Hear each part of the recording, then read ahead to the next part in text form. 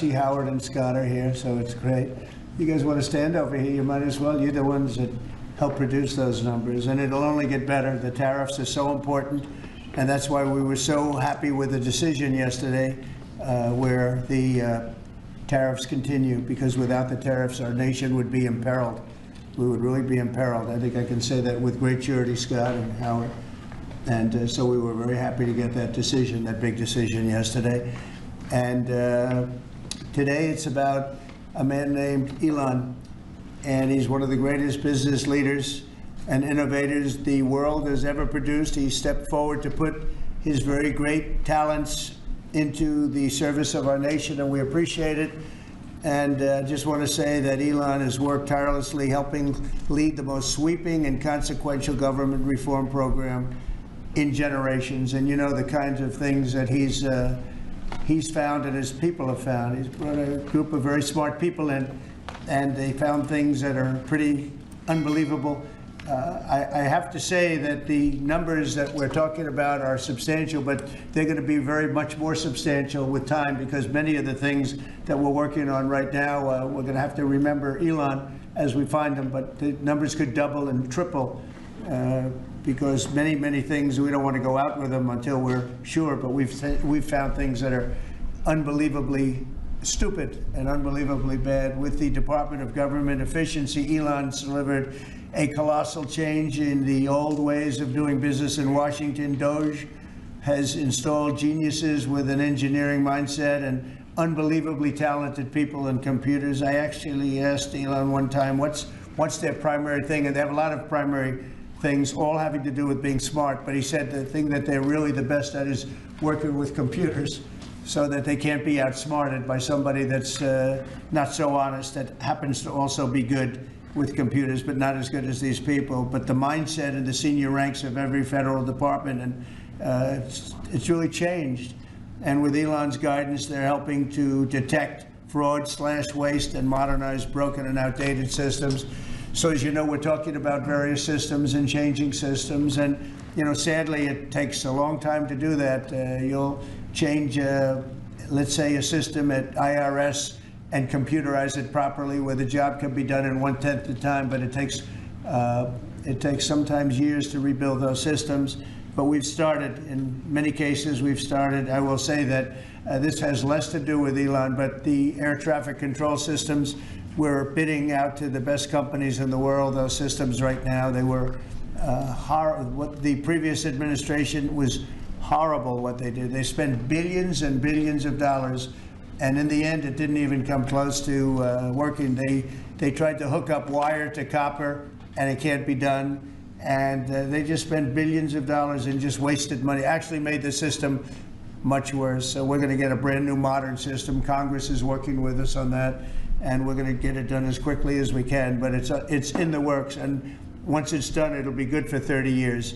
But we have a system that's 48 years old and would have a modern computer hooked into a very outdated computer, and they don't hook up. I mean, they didn't hook up. So after spending billions of dollars, they turned on the system, and in never any cases, from local to countrywide, they never worked. More than 75,000 bureaucrats have voluntarily left their taxpayer-funded jobs to come out and really do the job. Countless wasteful and unnecessary contracts have been terminated, and you know that we have terminated many contracts, and many contracts, Elon, are right now being looked at. Yes. And it may be 6 months, it may be almost a year in some cases. We're going through procedures, we're going through courts, and we'll remember you as we announce billions of dollars of extra waste, fraud, and abuse. Just as an example, DOGE canceled $101 million for DEI contracts at the Department of Education, $101 million, and that was just a small section of the Department of Education. $59 million for illegal alien hotel rooms in New York City, and the landlord never made the kind of money that he made in the last short period of time. $59 million to a hotel in New York City. $45 million for diversity, equity, and inclusion scholarships in Burma. In Burma, does anyone know about Burma? $42 million for social and behavioral change in Uganda. $40 million to improve the social and economic inclusion of sedentary migrants. I can say it's $2 billion to Stacey Abrams and her environmental movement. There was $100 in the account, and all of a sudden they found $2 billion in the account. And I assume that's being looked at. I don't know. I'm not sure, but I assume that's being looked at. Think of that, $2 billion. And then Lee will tell you there's another one over there for $20 billion being spent on another environmental question. $20 billion, not 20 million, a lot, not 200,000, which is a lot. So think of it, in her case, you have $100, and now all of a sudden she gets hit with an infusion of $2 billion just before I take office. $20 million for Arab Sesame Street in the Middle East. Nobody knows what that's all about. Nobody's been able to find it. $8 million for making mice transgender. So they spent $8 million on making mice transgender. And those are better than many of the others. I could sit here all day and read things just like that, but we have other things to do. So it's much, much more than just that. We're totally committed to making the DOGE cuts permanent and stopping much more of the waste in the months to come. We want to get our great, big, beautiful bill finished and done. After that, we put some of this into the bill, but most of it's going to come later. We're going to have it cauterized by Congress, affirmed by Congress. In some cases, we'll make cuts. In some cases, we'll just use it in a different layer to save the money. But it's hundreds of billions of dollars. DOGE has also fully modernized the federal retirement process and continues to work very hard on the IRS modernization. But we're taking that over with DOGE. Many of the DOGE people, Elon, are staying behind, too, so they're not leaving. And Elon's really not leaving. He's going to be back and forth, I think. I have a feeling. It's his baby, and I think he's going to be doing a lot of things. But Elon's service to America has been without comparison in modern history. He's already running one of the most innovative car companies in the world. You look at his factories and compare them with some of the old factories we have, and it's a big difference. And the most successful space company, and I guess in history you would have to say the largest free speech platform on the internet, etc. Yet Elon willingly, with all of the success, he willingly accepted the outrageous abuse and slander and lies and attacks because he does love our country. I know that very much. He loves our country. He comes from another country, a country that's going through trials and tribulations, I would say. But he's all about the USA, and Americans owe him a great debt of gratitude. So I just want to thank Elon for his time as a special government employee. Can you imagine? They call him an employee, but it's a special government employee, and for coming and helping us. And he really has changed the mindset of a lot of people. A lot of people thought, maybe we'll cut 1% or 2% or 3%. Then they said, wow, we can cut a lot more than that. And we're going to do it very surgically. We're going to continue on the march. We're making America great again. When I was in Saudi Arabia, and we were in, as you know, three really great countries, predominantly the three. Qatar was great, UAE was great, Saudi Arabia, incredible. Such an incredible experience to be in those three countries. But the Crown Prince of Saudi Arabia, and I must tell you, the great leaders of the other two that we just mentioned, they all said the same thing, that the United States is the hottest country right now anywhere in the world. And 6 months ago, we thought it was dead. It was like a dead country. And it would have been a dead country if we didn't have the right result on November 5th. There would have been a horrible, horrible situation was going on with the borders, with transgender for everyone, men playing in women's sports, and so much more. But they were saying the hottest country anywhere in the world. And then I played that little clip because that was one person who's respected, or two people, because Joe was in that one too. Joe's a good man. But that was one group of people saying something about the success of what we've done over the last 4 months. They cannot believe it. In the one case, they said they've never seen anything like it as long as they've been doing what they've been doing. They've been doing it for a long time. So I want to thank Elon for helping. And again, you know, the United States right now is the hottest country anywhere in the world. There's no country as hot, and we're doing really well.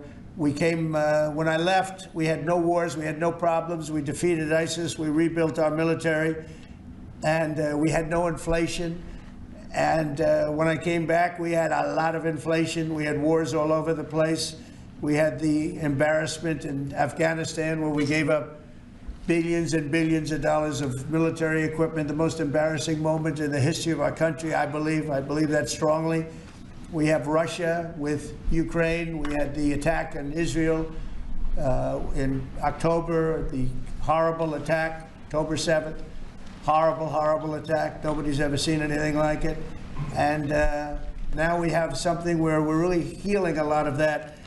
We stopped India and Pakistan from fighting. I believe that could have turned out into a nuclear disaster. And I want to thank the leaders of India, the leaders of Pakistan, and I want to thank my people also. We talked trade, and we said we can't trade with people that are shooting at each other and potentially using nuclear weapons. And they're great leaders in those countries, and they understood, and they agreed. And that all stopped, and we're stopping others from fighting also, because ultimately we can fight better than anybody. We have the greatest military in the world. We have the greatest leaders in the world. We put one of them in charge of the Joint Chiefs of Staff, as you know, General Raisin Kane. And we wiped out ISIS, completely wiped out ISIS in 3 weeks. They said it would take 5 years, and we did it in 3 weeks. And that's the way it is. But we don't want to have to use our military. We want to be peace through strength when we can, and that's the way we're going to have it. So I just want to thank Elon and all of his people. Most of those people are staying, almost all of them are staying, and they're going to be with us.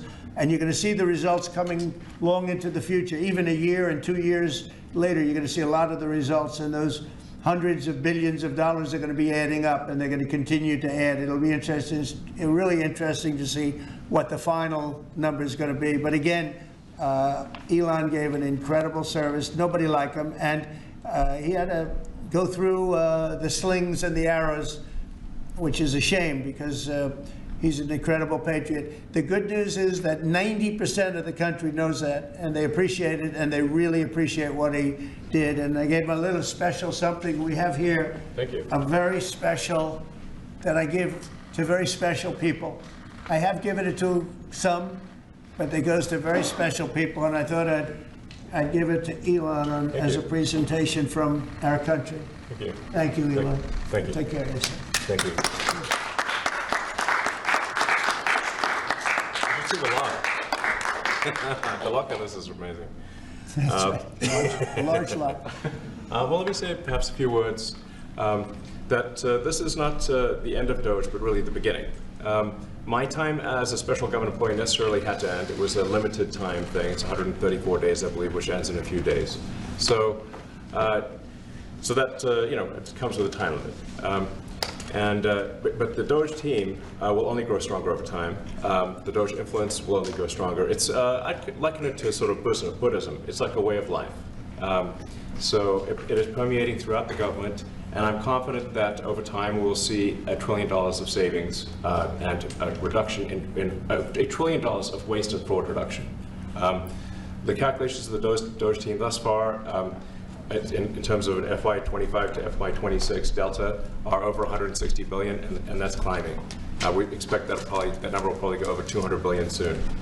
So I think the DOGE team is doing an incredible job. They're going to continue doing an incredible job, and I'll continue to be visiting here and be a friend and advisor to the president, and I look forward to times being back in this amazing room. By the way, isn't this incredible? Look at this incredible. I mean, it's stunning. I think the way that the Oval Office, how the president has just completely redone the Oval Office. It's beautiful. I love the gold on the ceiling. Thank you. It's pretty nice. Yeah. That's been there a long time. That was plaster. Nobody ever really saw it. They didn't know the eagle was up there, and we highlighted. It's essentially it's a landmark, a great landmark, and that's 24 karat gold, and everybody loved it. And now they all see it when they come in. So it's been good. the Oval Office finally has the majesty that it deserves, thanks to the president. So I look forward to continuing to be a friend and advisor to the president, continuing to support the DOGE team, and we are relentlessly pursuing $8 trillion in waste and fraud reductions, which will benefit the American taxpayer. That's it, really. Thank you, Mr. President. Thank you. Right. Great job. Thank you. Thank you, President Trump. The president mentioned that you had to deal with all the slings and arrows during your time at DOGE. There's this. Well, some of the people, some of the media organizations in this room were the slingers. Well, so there is a New York Times report today that accuses you of blurring the line between. Is the New York Times, is that the same publication that got a Pulitzer Prize for false reporting on the Russiagate? Is it the same organization? I got to check my Pulitzer. My Pulitzer counter. It is. I think the judge just ruled against the New York Times for their lies about the Russiagate hoax, and that they might have to give back that Pulitzer Prize. That New York Times. Let's move on. Okay, then Next President question. Trump. I got one for President Trump. So President Trump, Biden aides who used to work here are in talks with Republicans in Congress to go and testify about what they did or didn't do to possibly conceal President Biden's decline. Do you think that Dr. Jill Biden should also have to come in and testify about what she did or didn't do? Well, I hate the concept of it. It's the wife of a man who was going through a lot of problems, and everybody that dealt with him understood that. And I guess it came out during the debate loud and clear. That was the biggest signal of all. They have to do what's right. The country was there was a lot of dishonesty in the election, as you know, of 2020. That's been now caught. People understand it. It was a rigged election. And when you go further out, when you see the auto pen, I mean, I think the auto pen is going to become one of the great scandals of all time, because you have somebody operating it or a number of people operating. Because I knew Joe Biden. Joe Biden wasn't in favor of opening up borders, letting 21 million people into this from prisons and mental institutions and gang members. He wasn't into that at all. And who signed these orders, proclamations, and all of the different things that he signed that set our country so far back, that was so bad for our country? With the auto pen, how would it work? Like, we're in the Oval Office right now. If there was a group of rogue staffers that worked for you who wanted to advance a bill or an executive order without your knowledge, how could they do it? How do they go Well, it's very behind hard, the because president's I'd back? read your newspapers or your media the next day, and I'd say, well, I didn't approve that, and I would find it. I mean, they wouldn't get away with it for long, because I'd say, I never signed that. Who the hell signed that? Auto pens, to me, are used to sign letters to people, because we get, I think they said 20,000 letters a week, and you like to be able, when somebody takes the time to write a letter, it's nice to sort of write back. And auto pens are meant for that. Auto pens are not meant to sign major proclamations or tax cuts or borders, anything having to do with the border, which is so important. And if it happened on my watch, I would be able to see it, because the next day or sooner, I'd be reading about something that I knew nothing about, and who the hell signed this? So I almost never use the auto pen. In fact, yesterday I was signing about 81, I think it was 81 proclamations and statements to people that I think should be signed by us. I think when you write letters to foreign dignitaries or presidents or prime ministers, you should be signing those letters, not done with auto pens. I understand he signed almost everything with an auto pen.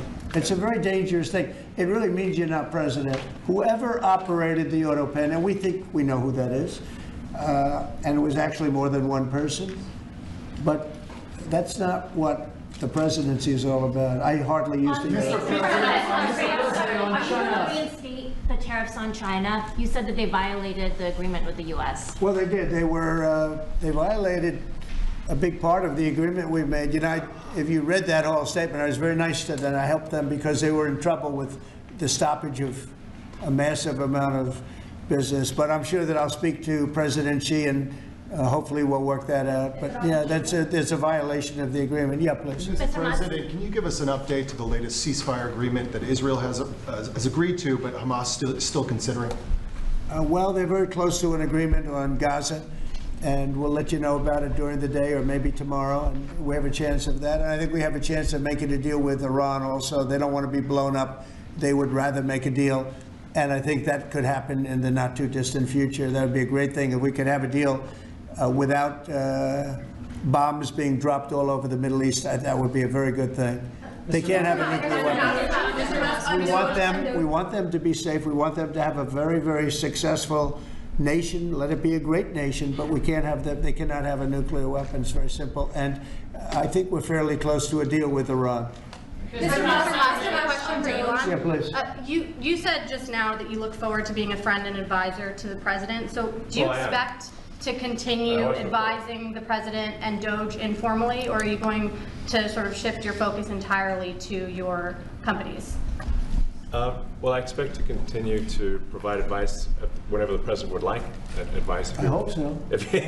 I mean, yeah, I expect to remain a friend and an advisor, and certainly if there's anything the president wants me to do, I'm at the president's service. Mr. Musk, on DOGE, you said that there was $1 trillion promise for cuts from DOGE. Yes, I think we do expect over time to achieve the $1 trillion. But what have you found in your time here was the biggest roadblock to getting those cuts? Was it the cabinet, or was it Congress, or something else? What was the biggest roadblock from your work? It's mostly just a lot of hard work. It's really not any one person or Congress. It's going through really millions of line items and saying just each one of them makes sense, what does not make sense. Obviously, at times when you cut expenses, those who are receiving the money, whether they're receiving that money legitimately or not, they do complain. And you're not going to hear someone confessing that they received money inappropriately. Never. They're going to always say that they received money appropriately for an important cause. Naturally, that's what you'd expect. So we just have to. It's just a lot of work going through the vast expenses of the federal government and just really asking questions. What's this money for? Are you sure it's actually being used well? Many times we can't even find anyone who defends it. So for a lot of the expenses, there's actually no defender at all. And then we have to just work through the process of stopping the spending, where there's often literally no defender. Nobody even knows why the money's being spent. It's truly absurd. I mean, we find situations where there are millions of software licenses with 0 people using them. 0. Exactly. This is the quizzical expression. You're like, surely, if there's millions of software licenses, someone should be using them. No, and then we've got to go through the process of saying, okay, look, if no one's using the software, we can terminate this software license agreement. That's everywhere in the government, by the way. Mr. Musk, what do you think would be easier, colonizing Mars or making the government efficient? It's a tough call, but I think colonizing Mars and making life multi-planetary is harder. And as I said, we do expect to achieve over time the $1 trillion of savings. We can't do it in like a few months, but if you say by I think the official end of DOGE, which the president may choose to extend, is the middle of next year. If you say by the middle of next year, with the support of the president and Congress, could we achieve $1 trillion of savings? I think so. We're on track to do so. Do you have faith that Congress is going to? Mr. Musk. Thank you, Mr. President. You had mentioned earlier in the week that DOGE had become a whipping boy, and as the president mentioned, you went through a lot to go through this process. Yes. Was it worth it for you, and what would you change? Yes, so what we found was happening was that if there were any cuts anywhere, then people would assume that was done by DOGE. And so we became like essentially the DOGE boogeyman, where if so any cut anywhere would be ascribed to DOGE. A friend of mine's daughter, who's at law school at Georgetown, thought that DOGE had cut the Senate, internships the legal internships for the Senate, and we have nothing to do with that. So if they have been cut, it's not to do with us, just as an example. So, it just became a bit ridiculous where any cut anywhere was somehow DOGE. yeah, including things that made no sense, and we would agree made no sense. There are many things that occur in the government because it's the banal evil of bureaucracy. It's sort of the frankly largely uncaring nature of bureaucracy. It's as the great Milton Friedman said, money is spent most poorly when it is someone else's money being spent on people you don't know. And that's how federal spending is. And then you can't really even blame the individuals because the way the government works is complaint minimization. So when you do try to, when someone within the government tries to stop that money being spent, there's usually someone that complains. And then their manager will say it's not worth the trouble, just pay it anyway. That happens over and over again. So was it Mr. Buda? I think it was an important thing. I think it was a necessary thing, and I think it will have a good effect in the future. Thank you, President Trump. This week, there was a video on board a plane that showed the First Lady of France slapping her husband, Emmanuel Macron. Do you have any world leader to world leader marital advice on those phones? Make sure the door remains closed. That was not good. That was not good. No, I spoke to him, and he's fine. They're fine. They're two really good people. I know them very well, and I don't know what that was all about, but I know them very well, and they're fine. What do you think about the Democratic Party plan to avoid being swept in every battleground state again by spending $20 million to study how to speak to American men? Well, you know, they spent 2.8 billion.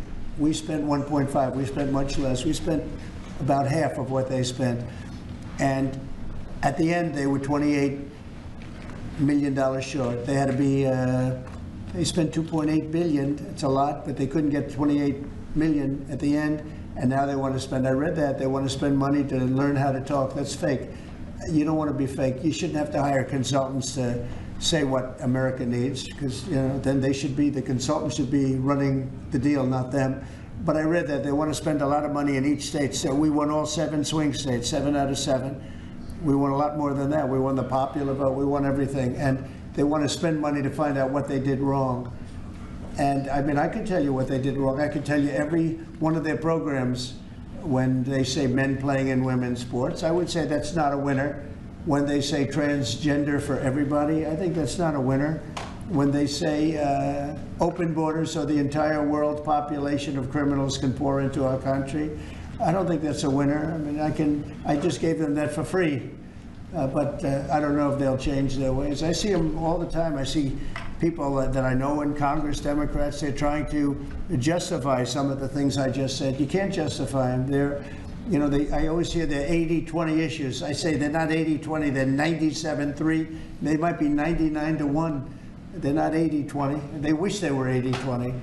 And they're wasting a lot of money if they're going to continue with that nonsense. And this one's a little bit more of a page 6 question, but back when you hosted The Apprentice, you mentioned once in 2012 that Diddy was a good friend of yours back then. He has since found himself in some very serious legal trouble. Yeah, that's true. Would you ever consider pardoning him? Well, nobody's asked. You had to be the one to ask, Peter, but nobody's asked. But I know people are thinking about it. I know they're thinking about it. I think some people have been very close to asking. First of all, I'd look at what's happening, and I haven't been watching it too closely, although it's certainly getting a lot of coverage. I haven't seen him. I haven't spoken to him in years. He used to really like me a lot, but I think when I ran for politics, that relationship busted up.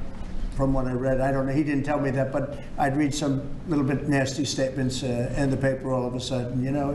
It's different. You become a much different person when you run for politics and you do what's right. I could do other things, and I'm sure he'd like me, and I'm sure other people would like me, but it wouldn't be as good for our country. As we said, our country's doing really well because of what we're doing. So it's not a popularity contest. So I don't know. I would certainly look at the facts.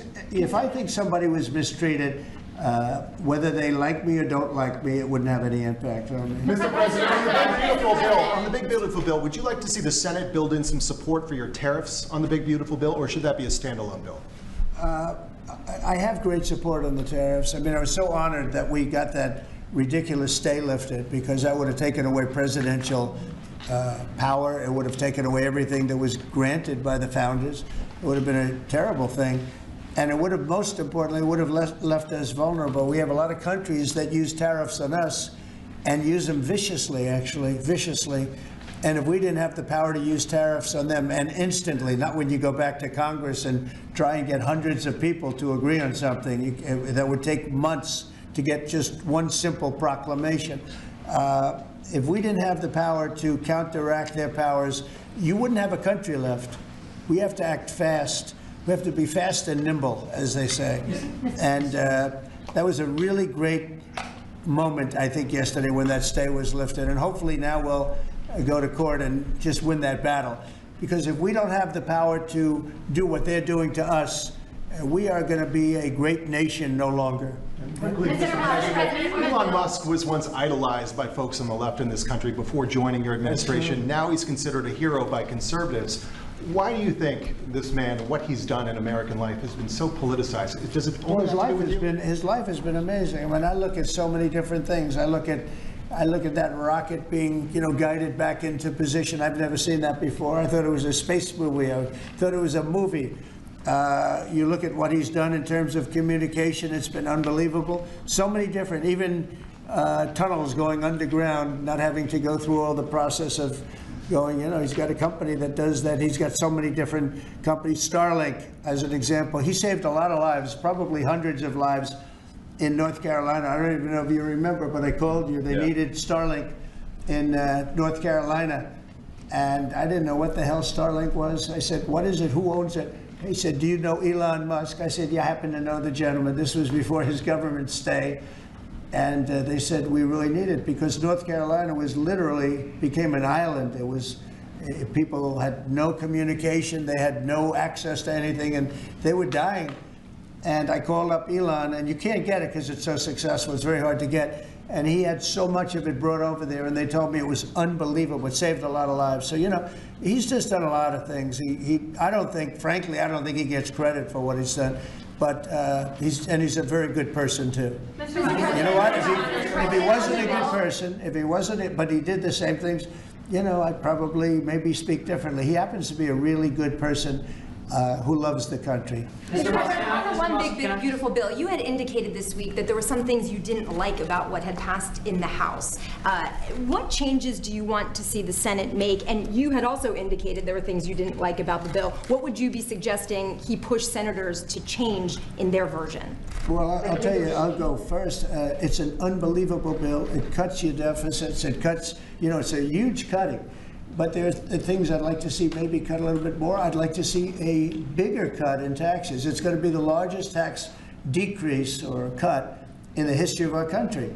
I'd like to see it get down to an even lower number. I was shooting for a slightly lower number. I would have liked to have done that. But with all of that being said, when you look at the tax cut and the fact that the original tax cut, which made us so successful. We had the most successful 4 years in the history of our country, the economy, and this is going to be even better. And you see that by the reports that came out just yesterday or tonight. I guess they were released this morning at 8 o'clock.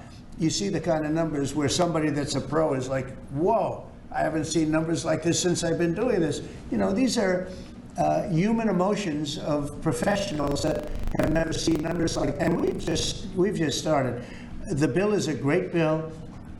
It's going to be jiggered around a little bit. It's going to be negotiated with the Senate, with the House. But the end result is it extends the Trump tax cuts. If it doesn't get approved, you'll have a 68% tax increase. You're going to go up 68%. That's a number that nobody's ever heard of before. You'll have a massive tax increase. If it does get approved, you'll have a large tax cut, the largest we've ever had. When you add the past tax cuts that we got you, the Trump tax, they call them the Trump tax cuts. It's an amazing bill. It does amazing things.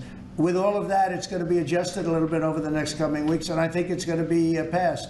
The Republicans want to pass it. With all of the great things it does, including an extension of debt, it's the extension. We have to extend the debt. If we don't extend debt, we're in default. Now, the Democrats might like our country to be in default, but in 250 years, we've never been in default. That was handed to them by a very well-meaning man that gave it to them because he thought it was the right thing to do. It could have been their problem before the election, but this man thought it was the right thing to do, and he was well-meaning. I don't hold anything against him for that, but that was put on our plate when it should have been on the Democrats. September 28th, a famous date. It should have been taken care of by the Democrats, but this person, a man of power, gave it to us so that in June that comes due. Well, we have to take care of that, because if we don't take care of it, we have a country in default, and we don't ever want to have a country in default. You know, I'll tell you, a certain senator, Elizabeth Warren, said that she would never, ever allow a default on our debt. She would never let it happen, and she would like to get rid of the debt ceiling, what's called the debt ceiling. I call it the debt extension because we really need an extension, that she'd like to see that gotten rid of. And there are many people that agree. Many Democrats agree with that. But we gave that through, and you know, I don't want to say an error. He did it well-meaning. They gave that to us. It was a Democrat problem just before the election. Would have had a huge impact on the election. And to our benefit, we won anyway, but to our benefit. But felt that really for the good of the country, we should extend that. But Elizabeth Warren and various other people would like to see that, her whole career she wanted to see it terminated, gotten rid of, not being voted on every 5 years or 10 years. And the reason was because it's so catastrophic for our country. And I always agreed with her. That was one thing I agreed with her on. Now, I haven't spoken to her, but I would say that if you asked her that question now, she'd say, no, it's their problem. But it's a very unfortunate situation. It's a very unfair situation. And she happened to be right on that. It should be gotten rid of, or it should simply be extended. But that's one of the things that gets taken care of in this bill. That automatically gets extended for a 4-year period, and it should be. But I agree with Elizabeth Warren on that. I think you should get rid of it. It's too catastrophic. Yeah, please, go ahead. What message do you like to send to international students? Are they still welcomed to study in the United States? And one question for Mr. Musk. To students, well, we want to have great students here. We just don't want students that are causing trouble. We want to have students. I want to have foreign students. I think Harvard, you know, it's close to 31%. That's a lot. Our country's given $5 billion plus to Harvard over a short period of time. Nobody knew that. We found that out. I wouldn't say that was a DOGE thing, but we found that out over a period of time. That was sort of a Trump thing. We ended up in litigation for other reasons because they're very anti-Semitic. And in finding out and in going through the books, we found out that the country gave them $5 billion plus, much more than that, actually. And we're having it out with them, and let's see what happens. I think we have a very good, well, it's a very sad case. It's a case we win. We can't lose that case because we have the right to make grants. We're not going to make any grants like that. But I don't think Harvard's been acting very nicely. I think Columbia wants to get to the bottom of the problem. They've acted very well. And there are other institutions, too, that are acting, but Harvard's trying to be a big shot. And all that happens is every 3 days we find another $100 million that was given. 2 days ago we found $200 million more. The money's given to them like gravy. I'd like to see the money go to trade schools, where people learn how to fix motors and engines, where people learn how to build rocket ships, because you know somebody has to build those rocket ships. Yeah. And I'd like to see trade schools set up, because you could take $5 billion plus hundreds of billions more, which is what's spent. Absolutely. And you could have the greatest trade school system anywhere in the world. And that's what we need to build his rockets and robots and things that he's doing, and to build lots of other things. And, you know, I went to school with people. In some cases, they weren't good students, but they could fix the engine of a car better than anybody I've ever seen. They could take it apart blindfolded. They had an ability at that. And they did very well. They made a lot of money. You know, it's a very skilled job. It's great. But I'd like to see a lot of money going into trade schools. I've always felt that. And we probably found our pot of gold, and that's what's been wasted at places like Harvard. And the money's been wasted. Yeah, please. Yeah, well, I wanted to ask quickly, Mr. Musk, is your eye okay? What happened to your eye? I noticed there's a bruise there. Well, it wasn't. I wasn't anywhere near France, so. But What does that mean? no. I didn't notice his eye. First Lady of France. Getting slapped. You know. I didn't notice. So, yeah, no, I was just messing around with Little X, and I said, go ahead, punch me in the face, and he did. Turns out even a 5-year-old punching you in the face actually does. That was X that did? Yeah. X could do it. If you knew X, you I could saw do his it. mom right now. But I didn't really feel much at the time, and then I guess it bruises up. But I was just messing around with the kids. I didn't basically. notice it, actually. President Trump, I got one. I know that you try to stay pretty neutral because not your war, but as you... And by the way, not my war. I just want to solve the problem for people. This was not a war that was going to happen if I were president. Right, and so, not your war, but as you try to fix it, and as you survey this hellscape of the Ukrainian front lines, It's horrible. and you and your team deal with a very stubborn Vladimir Putin. Yeah. Do you look, And Zelensky. Yeah. but do you look at this Very stubborn conflict Zelensky, too. any differently now? Like, do you look at this and see Putin as the good guy or the bad guy? So I've known him very well, and I went through a lot of things with him because Russia was, the Russia hoax turned out to be a total hoax. New York Times, they got a Pulitzer Yeah. Prize. They have to give back the Pulitzer Prize. That's my lawsuit, and they're doing very poorly in that lawsuit. But they wrote stories about how it was true and it was false, and a lot of Washington Post also. I have gotten to see things that I was very surprised at. Rockets being shot into cities like Kiev during a negotiation that I felt was maybe very close to ending. We were going to solve a problem, and then all of a sudden rockets got shot into a couple of cities and people died. I saw things that I was surprised at. So, and I don't like being surprised. So I'm very disappointed in that way. With that being said, I'd like to see it end. 5,000 people, I think the number's even more than that, but 5,000 people a week are being killed. Mostly soldiers, but also people that live in little cities and towns throughout Ukraine. And I'd like to see that stop. And I asked Caroline this yesterday, but I want to ask you directly. So many of the things that you're trying to do are held up in court right now. If the courts are going to have so much influence over U.S. policy, do you wish you would have just become a judge instead? Yeah, well, look, it wasn't meant to be that way. If you look at the founders, the president had certain powers, and you have your three groups, and they all had supposed to be pretty equal powers.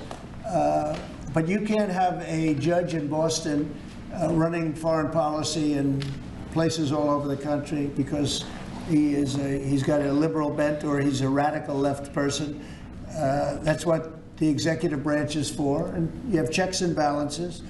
But we had millions of people pour into our country, many criminals poured into our country, murderers, mental institutions from all over the world being emptied out into our country. And if we don't get them out and get them out quickly, could lose your country very easily. This is a bad, that anybody would allow this to happen to our country. With all of the things, we took over inflation, we took over some wars, we took over a lot of problems that didn't exist when I was president. None of it existed. We wiped out ISIS. Other than that, we had no wars. Putin was never going to hit Ukraine. Israel would have never been attacked. That attack, as you know, Iran had no money. They didn't have money for Hamas. They didn't have money for Hezbollah. They had no money whatsoever. That wasn't going to happen. All of these things that happened weren't going to happen. You wouldn't have had inflation. So it's very sad when I came back. But the thing that is the hardest is that they allowed 21 million people into our country, and many of those people are stone cold criminals. They moved their criminal population into the United States, and of all the things that are bad, I solved inflation, I believe, already. I got the fuel prices down. The fuel prices came down. That's one of the reasons they screwed up the energy. They screwed up the cost of gasoline and oil and gas. And you had tremendous inflation, the greatest inflation probably in the history of our country under Biden. And when people said, oh, but the economy was, no, the economy was terrible for the people because they couldn't afford the energy. And the energy brought everything else up. Energy is the big deal. But with all of that, we solved that already. In 4 months, we solved it. $1.99, $1.98 gasoline. First time people have seen that in a long time since my term. But the hardest thing to solve is millions of people pouring into our country, many of whom are criminals. Because remember, these countries are smart. Their leaders are very street smart. They're sending the people that they don't want. They don't want the people that are there, that are law-abiding, that are productive, that are working hard. They want people that are in jails. We have them. They allow them to come in. And I always look to the other side, like, why would somebody do something? You know, in business, I try and study, why would they want to do this? Why would they want to sell it? Why would they want to buy it? One thing I can't figure out is, what would an administration, what were they thinking when they allowed millions of people from prisons all over the world, not just from South America, Venezuela, all over the world, from the Congo in Africa, hundreds of people, thousands of people from the Congo, rough prisoners, from Asia, from Europe, rough parts of Europe. Why would they allow them to come into our country? Why would they do that? It's the one thing I can't figure out. And I don't believe it was Joe Biden. I really don't. I mean, look, he's been a sort of a moderate person over his lifetime, not a smart person, but a somewhat vicious person, I will say. If you feel sorry for him, don't feel so sorry, because he's vicious. What he did with his political opponent and all of the people that he hurt a lot of people, Biden. And so I really don't feel sorry for him, but he wasn't a person that would allow murderers to come into our country. He wasn't a person that was in favor of transgender for anybody that wanted it, take kids out of families, et cetera, et cetera. So I just don't understand why a thing like this, how a thing like this could have been allowed to happen. Very sad. It's very sad for our country. President Trump, I think the fundamental moral flaw of the left is empathy for the criminals and not empathy for the victims. Empathy for the criminals, but not empathy for the victims. And there's been way too much of that. That needs to stop. To the president's point, there's been immense judicial overreach that is unconstitutional. That was never intended. And it's undermining the people's faith in the legal system. It needs to stop. It's gone too far. Mr. Musk, and just today, we had, just a couple of hours ago, we had a great decision from the Supreme Court, thank goodness, that was very important. We had two important decisions yesterday on the tariffs, because again, we have to be able to fight a fair fight with other countries. Howard, would you say?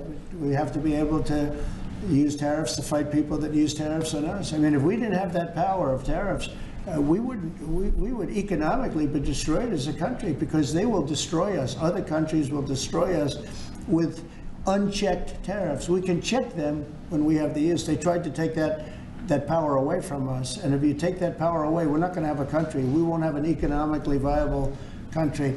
But it's very important on immigration that we be able to get people out without having to go through a long court case. I mean, it was up to some of these judges. Every single one of these millions of people, criminals, prisoners that were let go from jails because they save a fortune when they do. They brought them into the United States. You know what they're saving? The money they're saving? But some of murderers, it's very important that we're able to get those people out of here fast, bring them back to their country where they belong. And those countries take them, because if they don't take them, they have to go through the wrath of the United States, and they take them. But we have judges that don't want that to happen, and it's a terrible thing.